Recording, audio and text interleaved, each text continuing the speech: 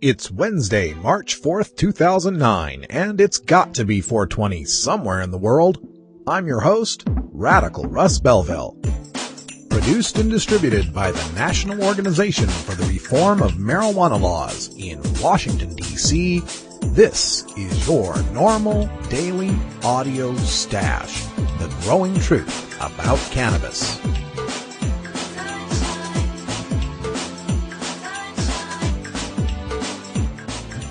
Welcome to the most popular podcast regarding marijuana in all of America and all the world, featuring interviews with scientists, politicians, doctors, prohibition policy activists, regular cannabis consumers, musicians, and NORML staff and NORML's board of directors, along with music and comedy no other podcast can offer. You can always find out more about our show at our website, stash.normal.org, and continue the education and conversation on our blog as well. We're ending marijuana prohibition with education, one listener at a time.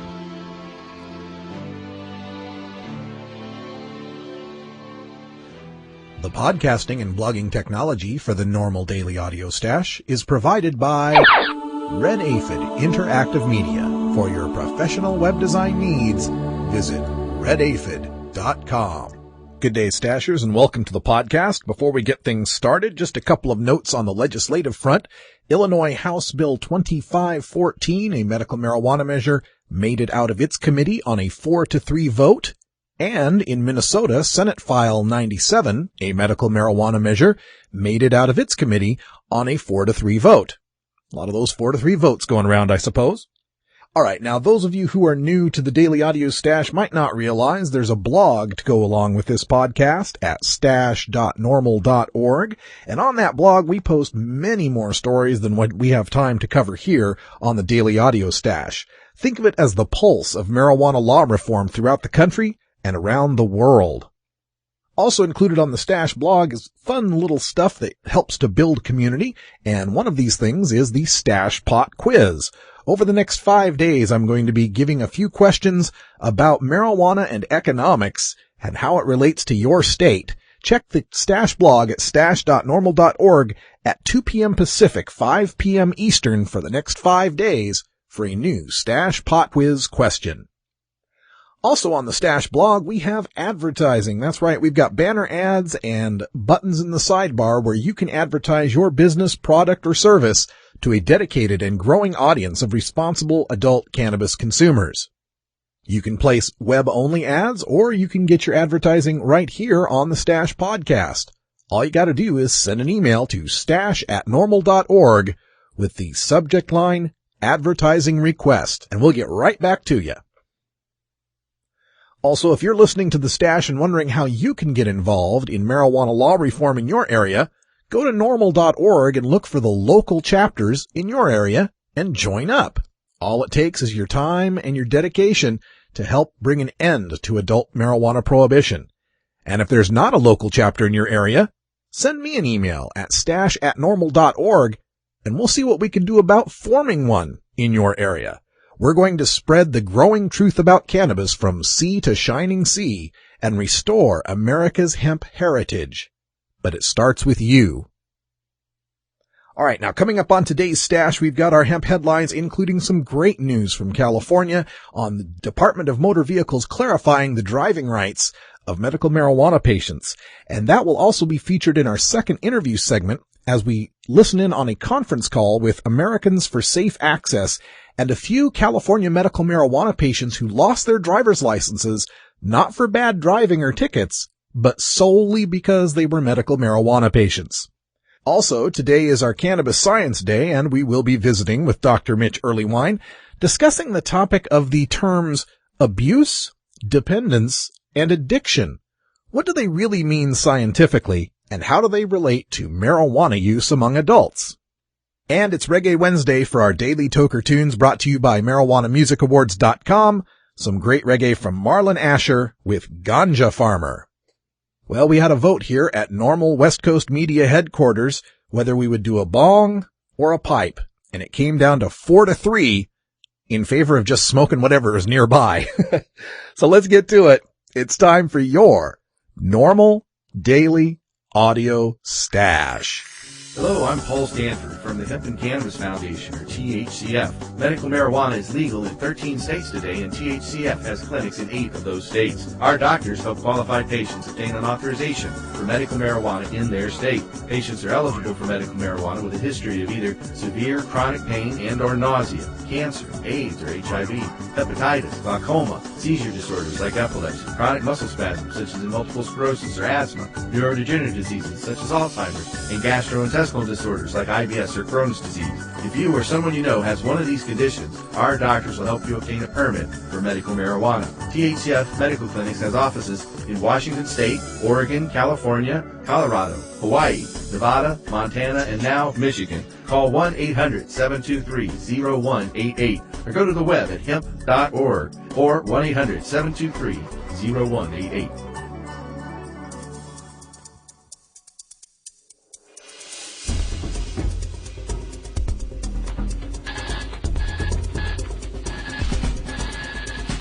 Now it's time to take a look at the latest stories about marijuana from news organizations across America and around the world in our NORML Daily Audio Stash, Hemp Headlines.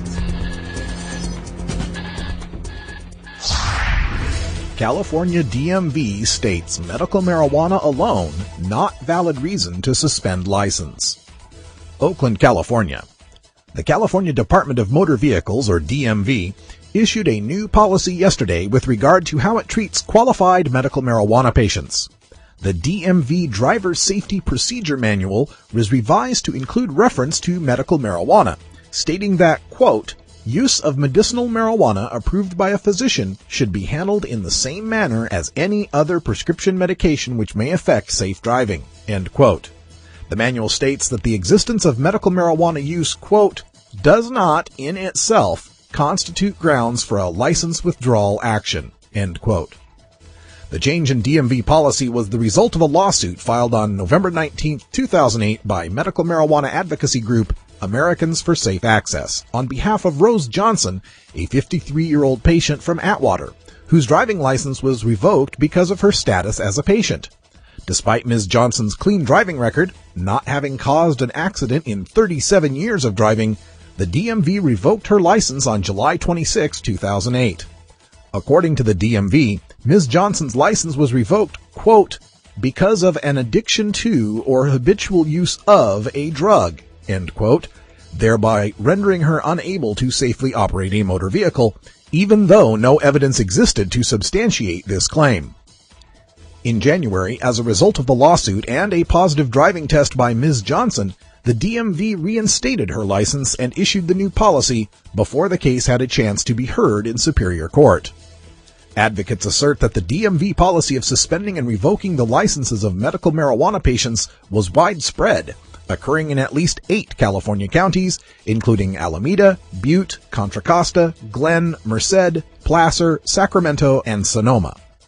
License revocations by the DMV, which have been based on a person's status as a medical marijuana patient, are often rationalized by calling the drivers, quote, drug abusers, end quote, despite no evidence of the claim. In California, this drug addict language was being used to deny medical marijuana patients the right to drive. Here in Oregon, drug addict language was used to revoke or deny medical marijuana patients their right to a concealed weapons permit. In most medical marijuana states, employers can deny a medical marijuana patient's right to work when a pre-employment urine test marks them as a drug addict. Across the country, women who are using marijuana medically to treat the nausea of morning sickness are considered drug addicts when their newborn's urine tests positive for THC metabolites and are denied the right to hold their own baby. Meanwhile, prescription drugs are advertised on television all day that say, until you know how Damitol affects you, don't drive or operate heavy machinery. No one thinks to take away the concealed handgun permit from the guy who gets an alcohol DUI. You can show up to your workplace drug testing center drunk and still pee clean enough for a job. Nobody takes the newborn baby away from the morbidly obese mother who has been passing on lousy nutrition to her baby in the womb. It's funny to me how much danger and risk we are willing to tolerate as a society from alcohol, prescription drugs, and obesity, but that little cannabis flower that makes you happy and never killed anyone, that's the one we scrutinize for safety. Cluster headaches responsive to smoking cannabis. So use Marinol? First, the good news, something the migraine, cluster headache, medical marijuana patient for whom I'm a caregiver could have told you without any scientific studies. Cluster attacks responsive to recreational cannabis and dronabinol. Pharmacological preparations of cannabinoid compounds have a variety of therapeutic uses in medicine, including different pain syndromes, but have not been previously reported as beneficial for cluster headache. We present a patient with cluster headache who was refractory to multiple acute and preventative medications, but successfully aborted his attacks with recreational marijuana use. Subsequent use of dronabinol provided equally effective pain relief. In other words, this guy got rid of his severe headaches by smoking pot or taking Marinol pills. But once you dig past that abstract and look into the full text of the paper, you step through Alice's looking glass into the world where 100% potent synthetic THC is a Schedule III prescribable drug, and 5% to 20% potent natural THC plus other medical cannabinoids is a Schedule I illegal drug. A 19-year-old right-handed university student presented to the Headache Center for evaluation and management of his cluster headaches. Over the past 2 years, he had a cyclical pattern of stereotyped attacks occurring predictably every 1 to 2 months, lasting approximately 2 weeks. During these 2-week cluster periods, he experienced one attack every other day. Each cluster period was typically followed by a remission phase lasting 1 to 2 months. However, over the past 3 months, the frequency gradually increased to 1 to 2 attacks daily. The majority of attacks would abruptly awaken him from sleep at 12:30 a.m. or 4:30 a.m. with excruciating right temporal and paraorbital pain. Each episode lasted 3 to 4 hours untreated, with the pain reaching maximal intensity within 10 minutes and declining within 10 minutes at its conclusion. He did not drink alcohol, but noted that marijuana use at the onset of his headaches consistently brought complete relief within 5 minutes of inhalation for each attack. Okay, so smoking pot relieved the headaches. That should be it, right? No. The researchers take him off the marijuana and subject him to traditional legal treatments for chronic headaches, including prednisone, methylprednisolone acetate, bupivacaine, verapamil, lithium, sodium valproate, melatonin, topiramate, nifedipine, indomethacin, zonisamide, venlafaxine, ergotamine tartrate, clonazepam, sumatriptan tablets, zolmitriptan nasal spray, ergotamine caffeine, oxycodone, aspirin butalbital caffeine, acetaminophen dichlorphenazone isomethaptine, and indomethacin.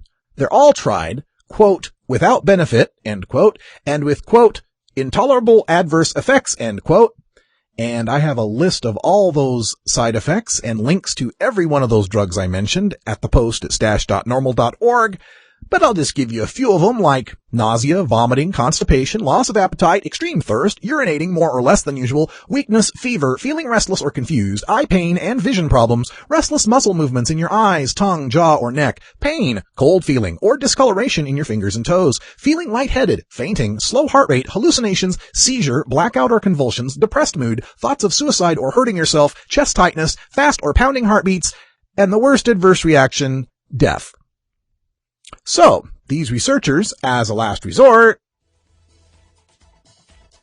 given the lack of responsiveness to multiple agents, dronabinol 5 milligrams was substituted for marijuana for acute treatment of his cluster headaches. Dronabinol consistently provided dramatic relief within 5 to 15 minutes of ingestion.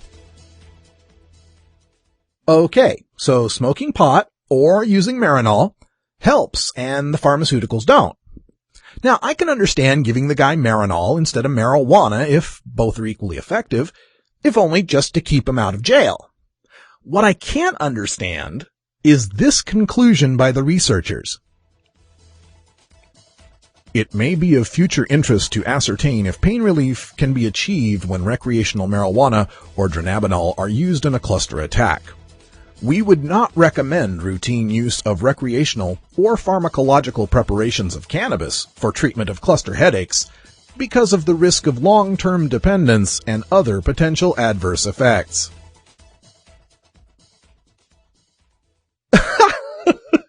You were more than willing to run this guy through 21 different pharmaceutical therapies, including steroids, oxycodone, and lithium, and you're worried about the dependence and adverse effects of cannabis. What kind of insanity is it where the herb that is safer and more effective than 21 dangerous, ineffective drugs is rejected by doctors who, as a last resort, turn to the synthetic preparation of one part of the exact same herb they're rejecting because it's too dangerous? Well, nobody ever said prohibition was logical. Will the Obama administration put justice back in the criminal justice system? With 1 in 31 Americans now under some form of correctional supervision, mass incarceration is hitting closer to home for urban, suburban, and rural residents who never envisioned family members would one day be locked away in remote prisons. Some have even been shipped off to other states. Out-of-state transfers are routine in the federal system and increasingly common in overcrowded state prison systems that contract with private prison operators. While California, New York, and Texas have begun to show slight decreases in their bloated prison populations, the South has become the epicenter of the latest incarceration upsurge. Kentucky, number 1, Florida, number 5, Virginia, number 6, Alabama, number 7, and Louisiana, number 8, are in the nation's top 10 for imprisonment rate increases from 2000 to 2007. Drug-related arrests, nearly 2 million in 2007, continue to play a major role in driving up the number of jail and state prison inmates, while the majority of federal prisoners are doing time for drug offenses, more than 95,000 men and women in 2007. The sidebar article accompanying this piece, entitled A Report from the Front Lines on the War on Drugs by lawyer Leonard C. Goodman, is compelling and calls on President Obama to commission a panel of experts to provide a report in the manner of the Schaefer Commission from 1972. Not every Democratic legislator is fearful of criminal justice reform, however. Freshman Virginia Senator Jim Webb is pushing for U.S. prison reform this spring.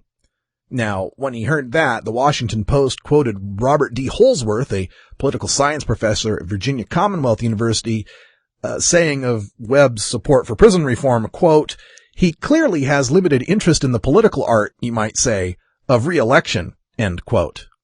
Well, look, I'm pretty impressed that a sitting official is more concerned with doing what is obviously right as opposed to making sure he gets re-elected. Senator Webb is different from many elected officials in that he is qualified to do things other than be a career politician.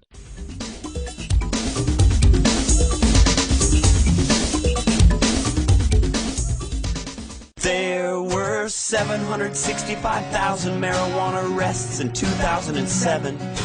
That's not for dealers and kingpins, no, that's just for simple possession. Multiply that by the average cost of each arrest, and what have you got? $7.6 billion spent on people just smoking some pot. That's enough money to buy health insurance for every child that needs it. That's enough cash to adopt every stray dog and enough left over to feed it. Mr. Obama, I kinda wrote this song for you. You got my vote for change. Now let's see what you can do. Visit NORML.org today.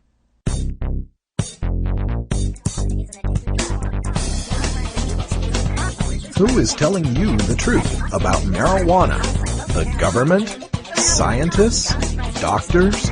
Which claims are scientifically valid and which claims are reefer madness? Every Wednesday, we separate the stems of propaganda from the buds of truth with NORML's look at cannabis science. In a lot of my posts lately at the Daily Audio Stash, we've been talking about the idea of marijuana dependence. Nobody here claims that marijuana is absolutely harmless. In fact, some studies have shown that up to 9% of the people that use marijuana do develop some sort of clinical dependence. But what does that mean? And what does it mean when we talk about terms like dependence, abuse, and addiction? Well, the man to ask would be Dr. Mitch Earlywine, our regular correspondent here for Cannabis Science. And Dr. Mitch, welcome back. Great to be on the show. So first of all, let's go over that figure that I cited, the 9% dependence figure. What exactly does that mean?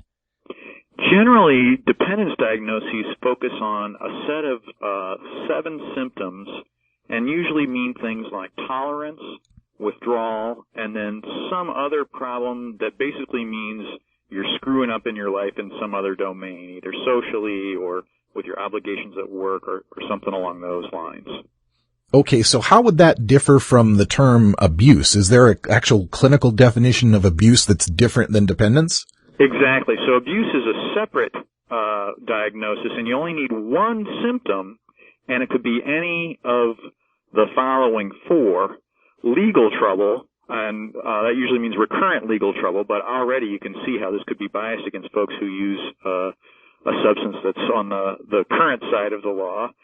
Failed obligations where people are messing up at work or school or something like that. Using despite problems. So folks who use drugs even though they clearly have a problem. Alcoholics with liver disease who keep drinking, that kind of thing. Mm-hmm. They qualify for abuse.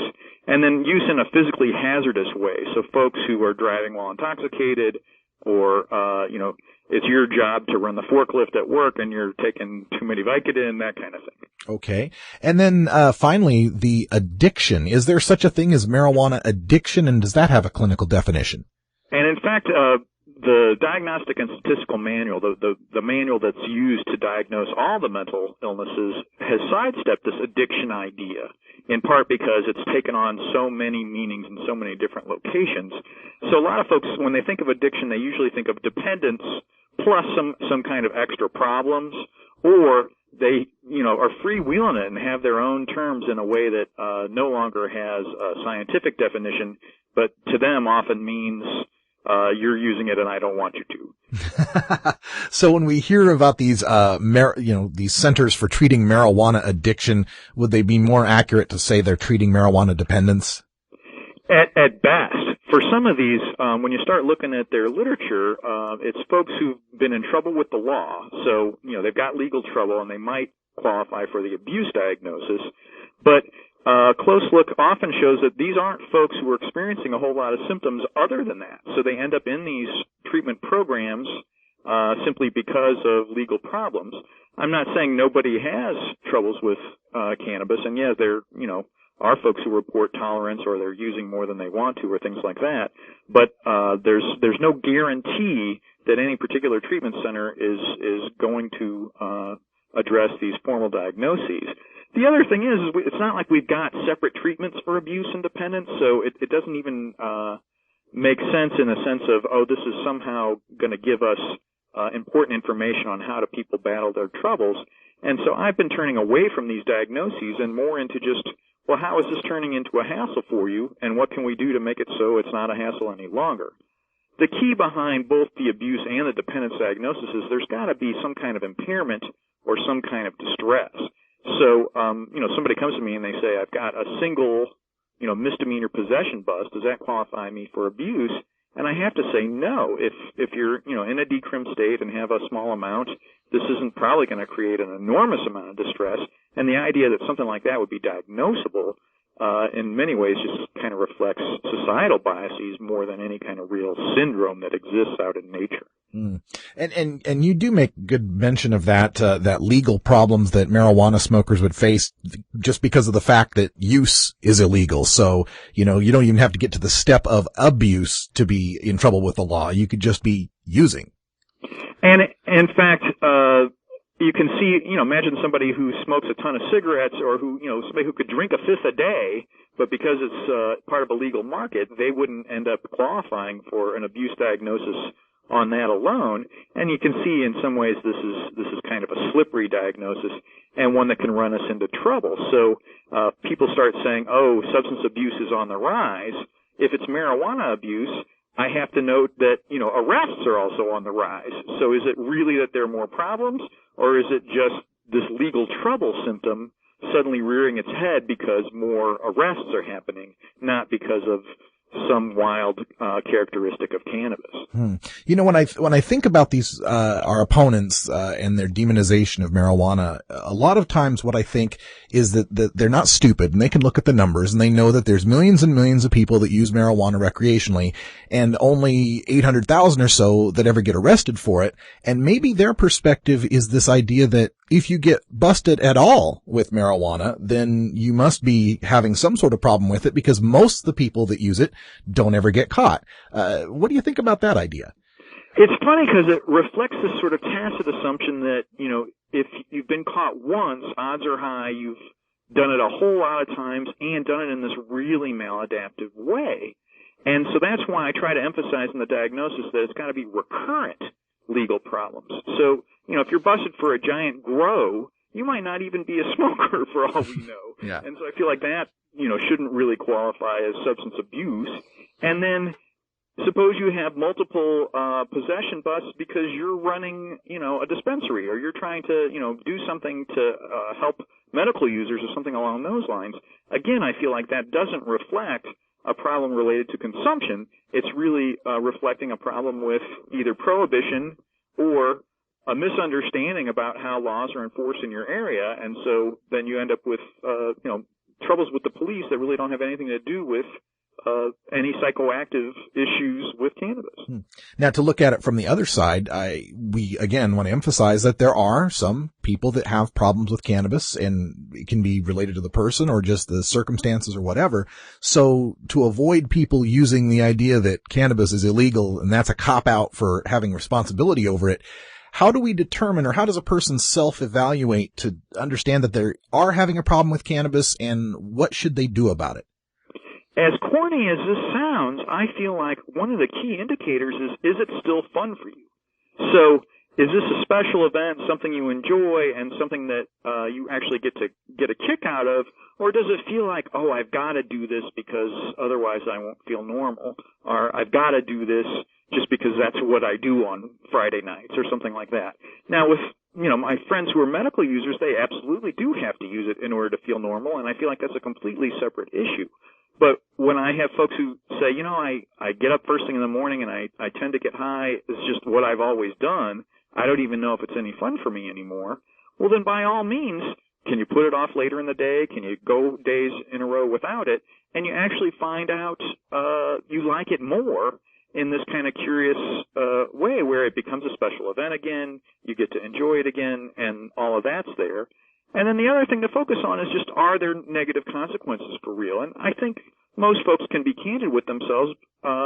Is this something that is coming between me and my family, or me and my pals?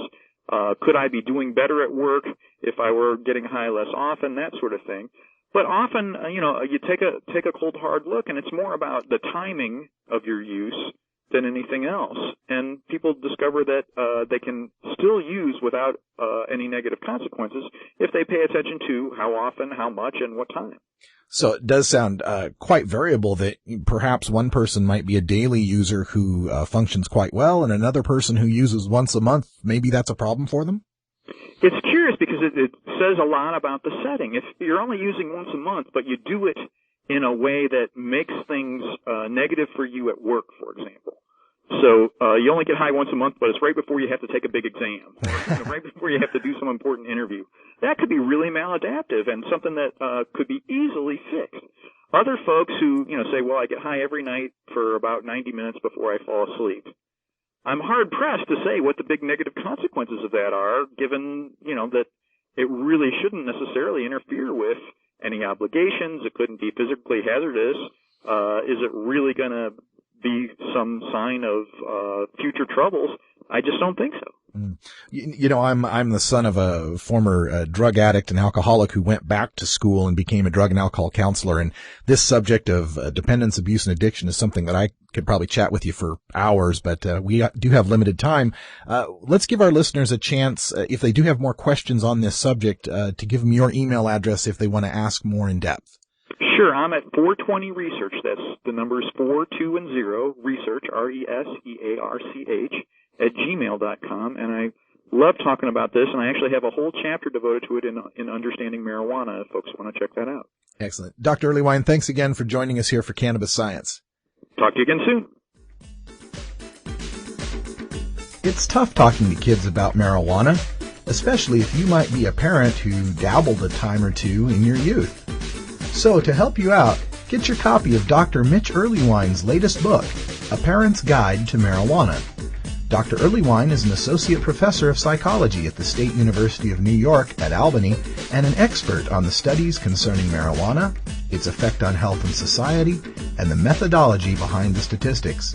He is a frequent guest here on our daily audio stash. Dr. Earlywine lays it all out without the propaganda and scare tactics that parents know won't work with teenagers. He presents a rational understanding of cannabis, what it is and what it isn't, and why kids shouldn't be using marijuana. You can order today through Amazon.com or check our links at our blog, stash.normal.org.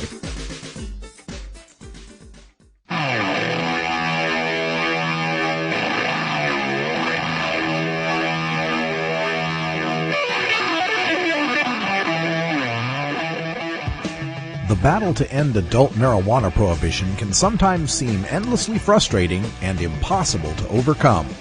One way we bond as a community and draw strength to continue is by rejuvenating our spirit through art and music. The Marijuana Music Awards exist to recognize those sonic artists in all genres of music who feature a ganja-friendly message to motivate and inspire all the cannabis community. Our daily Toker Tunes, brought to you by MarijuanaMusicAwards.com, feature the finest in blues, rock, jazz, hip-hop, rap, reggae, country, bluegrass, and dance music to enhance that 420 feeling and refresh all you stashers for another day on the front lines of the drug war. Enjoy this cut from MarijuanaMusicAwards.com and visit our blog at stash.normal.org to learn how you can vote for your favorites and enter your Toker Tunes in the 2009 Marijuana Music Awards.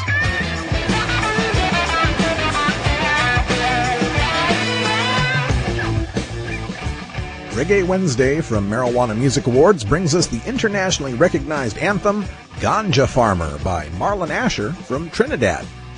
Marlon is a conscious reggae music artist. With his songs, Marlon says he communicates to the world the spiritual soulfulness of reggae music.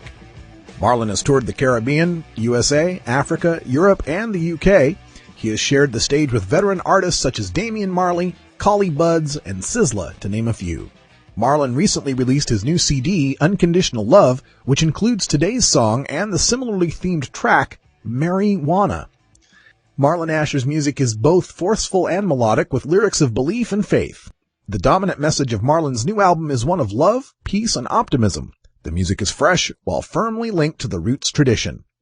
Marlon's latest CD features production styles from New York, Africa, Jamaica, and Trinidad, giving a taste of his global journey.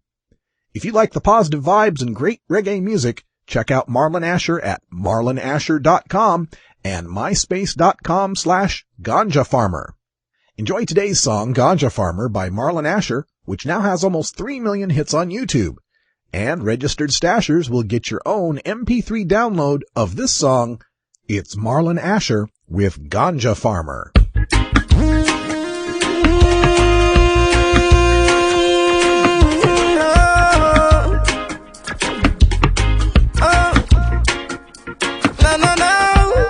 I'm a ganja planter, call me the ganja farmer. Deep down in the earth when me put the ganja. Babylon come light it at a fire, me a chant. Yes, I'm a ganja planter, call me the ganja farmer. Deep down in the earth when me put the ganja. Babylon come, yo, yo. Big stinking helicopter flow through the air.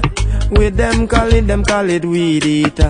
Them never did it when me was out in water, or when me did them blind fertilizer. Yet out of the sky them spitting fire. And I'm a little youth man with a hot temper. Me dig up me stinking rocket launcher, and in all the air this buzz the helicopter me a chant. Some a ganja planter, call me the ganja farmer. Deep down in the earth when me put the ganja. Babylon come a lot with a top fire me a chant. Yes, I'm a ganja planter, call me the ganja farmer. Deep down in the earth when me put the ganja. Babylon come, yeah, tuna man. True Jaja bless I with no for good vibes, man. And true me have the hardest set of ganja in the land. Make doctors get no meditation, and so them coulda give it to them sick patient. Make chemists get no meditation, and so them coulda brew new medication. Make singers get some inspiration, and so them coulda spread your message on the land me a chant. Yes, I'm a ganja planter, call me the ganja farmer. Deep down in the earth when me put the ganja. Babylon come a light it at a fire me a chant. Yes, I'm a ganja planter, call me the ganja farmer. Deep down in the earth when me put the ganja. Babylon come, watch out. Come and say ganja, ganja, ganja, ganja. If you don't want to call it that, call it sensaminia. If you don't want to call it that, call it marijuana. If you don't want to call it that, call it the indica. And from me bun it in a chalice and a sheet of paper. Lord, say me love me ganja. Some ganja planter, call me the ganja farmer. Deep down in the earth when me put the ganja. Babylon come and light it at a fire me a chant. Yes, I'm a ganja planter, call me the ganja farmer. Deep down in the earth when me put the ganja. Babylon come. Well, it's like 10,000 Babylon in one blue van. Welcome Chester and the small damn ganja land. 10,000 Babylon in one blue van. Welcome Chester and this yo. Ganja planter, call me the farmer. Deep down in the earth with me money ganja. Well, I me ganja, ganja, me ganja. Loud the ganja, ganja, ganja.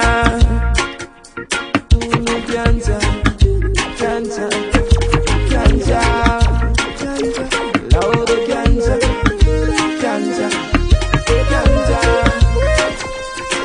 ganja, ganja, ganja, ganja, loud ganja, ganja, ganja, ganja, ganja, ganja, loud ganja, ganja. 76% of Americans no longer support arresting and jailing marijuana smokers, and nearly as many support the medical patients having access to medical marijuana. And over 80% of our citizens now believe the war on drugs is an ineffective failure.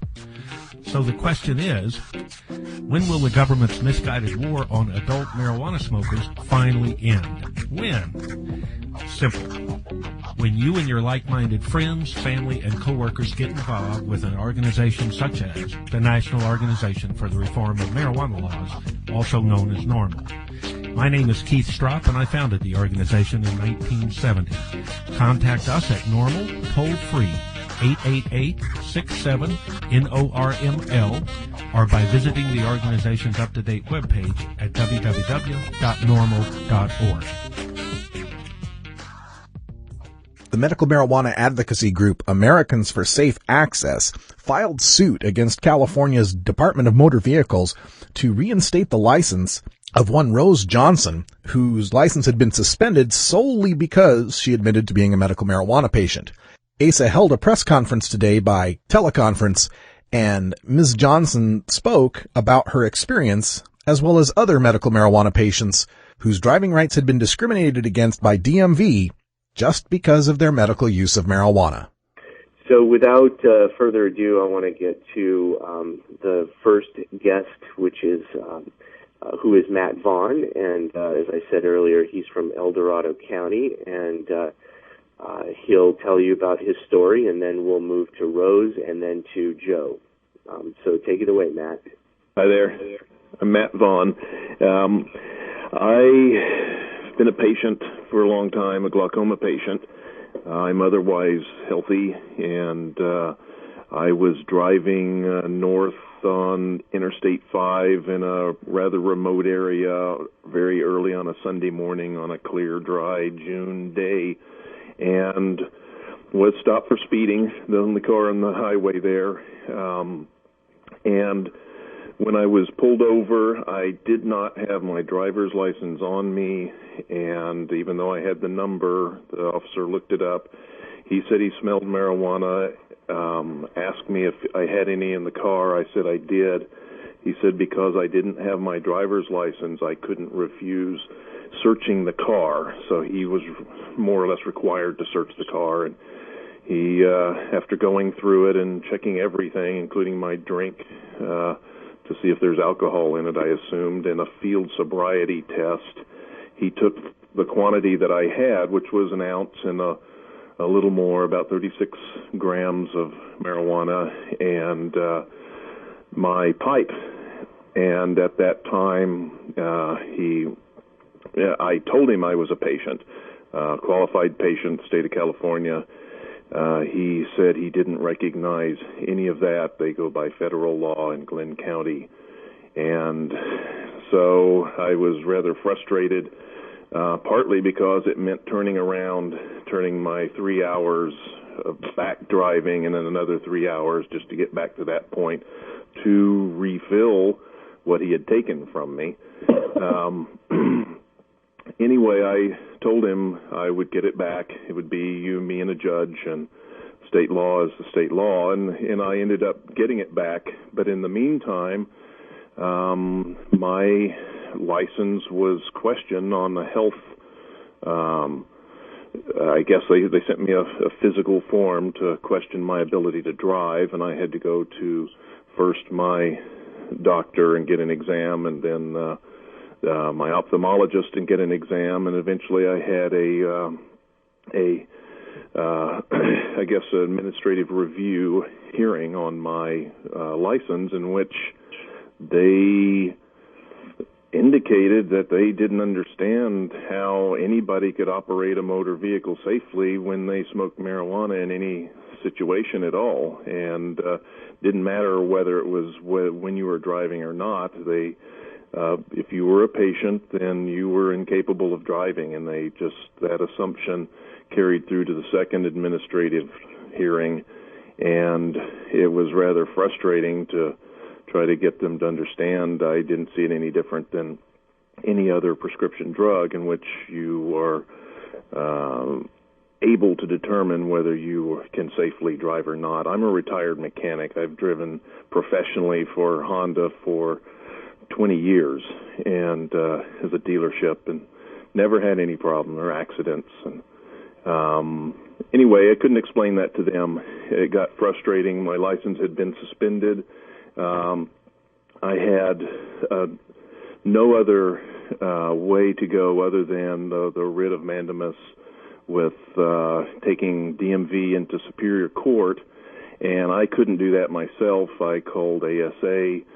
They helped Mr. Elford put the writ together for me and got it filed. It took months of hanging out and waiting, and eventually the day before the hearing, the first meeting, I think it was, my license appeared in the mail, and the conditions of the suspension was set aside, meaning they were found to be untrue, and so rather than having my license given back and it's on my record, it was basically unsuspended. It was the condition was set aside. We didn't get the policy change that we wanted to get. They just handed me back my license, and we wanted to try to press this to not happen to other people also. I'm an activist at this, and I was rather concerned that this was happening to other people also, and not just for my own license. Anyway, it turned out okay for me personally, but again, we didn't get that last step there. ASA did the best they could, and it helped out enormously. I'm glad to see that they finally have done something that's rather frustrating as a patient to try to explain these things to this faceless DMV. So you do all this over the phone also when you do your hearings, so you don't really come face to face with anybody. Or at least I never did. So anyway, that's Thanks, where Matt. Yeah. Thanks, I appreciate it. So as Matt said, back in 2006 when they reinstated or set aside his suspension, we did not achieve a policy change at that time and would have been satisfied if we had not seen any further violations by the DMV. Unfortunately, violations continue to occur and over the next couple of years, and that's why we followed through with filing a lawsuit on behalf of Rose Johnson, more vigorously demanding a policy change. And so for that reason, I don't think the DMV can get away with saying that that the current policy that they just issued on Monday has always been the policy of the DMV. Clearly, it has not been the case based on evidence from our experience. So with that, I'll pass it on to Rose Johnson, who can tell you her story. Hi, I'm Rose, and thank you for having me today. I don't know where to start. I'm a marijuana smoker. I was in a car accident in 1990 and injured my back and neck. And this last year when I went to get my driver's license, I passed the written test and they sent me my license in the mail.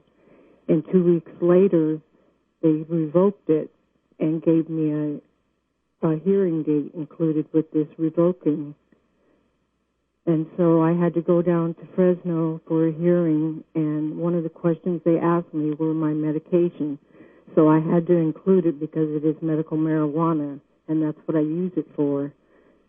And so just by my testimony alone, they were going to keep my license from me. And then I got in touch with Americans for Safe Access, and they helped me so much in helping me through this case and getting the right things in order that I didn't know how to do to protect the other people from not having to go through this. And I had to go through 2 different hearings, and they requested at the end for me to take a driving test. So I complied with them and took the driving test and passed it, and they now have my license given back to me, and it's still in the mail waiting to receive for me to have it now back to where I can have my freedom. And I guess that's my story. Hi, I'm Joe Elso, Chief Counsel for Americans for Safe Access, and as you've heard from the stories of Matt Vaughn and Rose Johnson, this is a real problem, and the courts recognize how important of a right it is to be able to maintain your driver's license if you're a safe driver.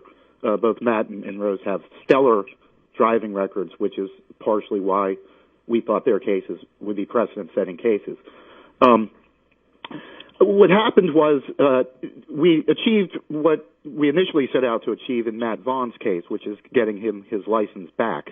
And so at that point, we couldn't it wasn't the most effective case to pursue a policy change, although that was what we were seeking in that case. But then we saw a spike in complaints about 6 months, between 6 months and a year ago. We saw a spike in complaints about people having their licenses revoked. And Rose Johnson then contacted us, and we thought her case would be a very good test case in this area, and so we took her case. And we wanted to achieve 2 things when we took her case. First, we wanted to get Ms. Johnson her license back as soon as possible. And second, we wanted to get a formal written policy implemented by the DMV regarding medical marijuana, so this didn't continue to happen to other medical marijuana patients. And we've now achieved both of those goals. I know the DMV's position is that this is a policy that they've had for some time, and they're simply, I guess, kind of codifying the written policy.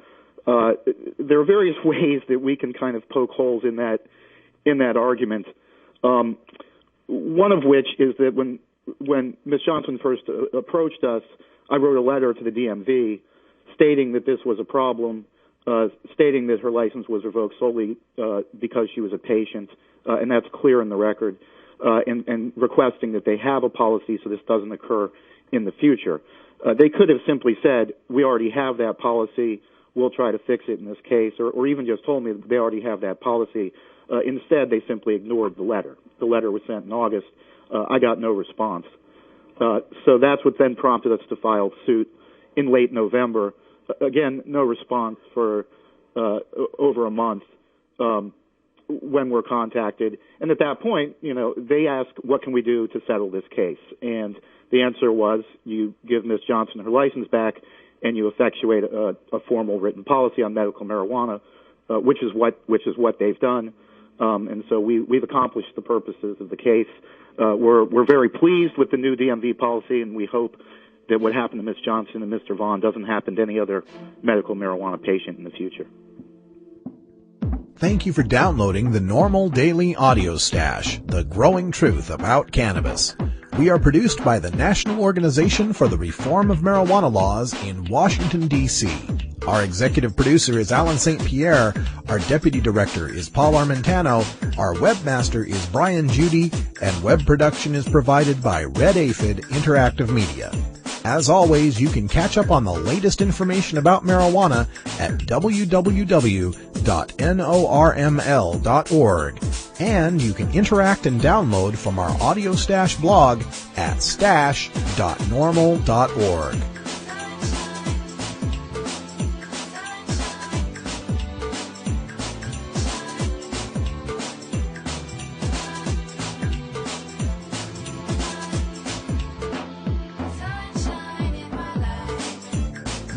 For everyone here at NORML, I'm your host, Radical Russ Belville, hoping all your harvests are bountiful and your encounters with law enforcement are non-existent.